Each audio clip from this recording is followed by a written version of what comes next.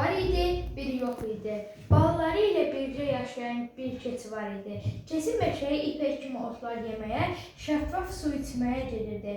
O yola düzələn kimi bala keçilər daxmanın qapısını bağlayıb heç yerə çıxmırdılar. Keçi geri dönəndə isə qapını döyüb oxuyurdu. Oğlaqlar, uşaqlar, qapını açın, qapını açın. Ananız gəldi, süd gətirdi. Keçi balaları qapını açıb, analarını içəri buraxırdılar. Anaları onları yedirib içirib, sonra yenə meşəyə gedir. Balalar isə qapını bərk-bərk bağlayırdılar. Canavar keçinin necə mahnı oxuduğuna qulaq asdı. Bir gün keçi gedən kimi canavar daxmanın yanında qaçdı və qalın bir səslə qışqırdı. Siz uşaqlar, siz oğlaqlar, qapını açın, qapını açın, ananız gəldi, süd gətirdi. Keçi balaları ona cavab verdilər. Eşidirik, eşidirik, amma bu anamızın səsi deyil. Bizim anamızın incə səsli oxuyur və başqa sözlər deyil. Canavarın əlacı kəsildi. O dəmirçinin yanına getdi və incə səsli oxumaq üçün boğazında dəyişiklik etməyə xahiş etdi. Dəmirçi onun xahişini yerinə yetirdi. Canavar yenə daxmaya qaçdı və kolun arxasında gizləndi. Keçi gəldi və qapını döydü. Oğlaqlar, uşaqlar, qapını açın, qapını açın, ananız gəldi, süd gətirdi. Bala keçilər analarını içəri buraxdılar və canavarın necə gəldiyini, onları yemək istədiyini söylədilər. Keçi balalarını yemək içmək verdi və ciddi şəkildə tapşırdı.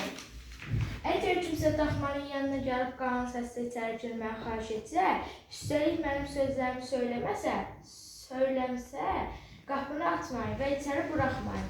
Keçi gedən kimi canavar yenidən daxmaya yaxınlaşdı. Qapını döyüb incə səslə oxumağa başladı. Oğlaqlar, uşaqlar, qapını açın, qapını açın, ananız gəldi, süd gətirdi. Keçi balaları qapını açan kimi canavar daxmaya atılıb onların ağzını yedi. Yalnız bir keçi sobada gizlənə bildi. Evə gələn keçi nə qədər çağırsa da, nə qədər oxusa da heç kim ona cavab vermədi.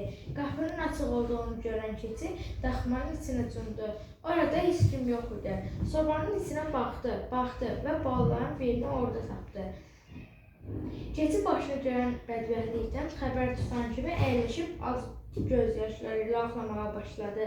Ah, mənim balalarım, oğlaqlarım, niyə qapını açdınız? Qəzəbli canavara yem oldunuz? Bunu eşidən canavar daxmaya gəlib keçiyə dedi.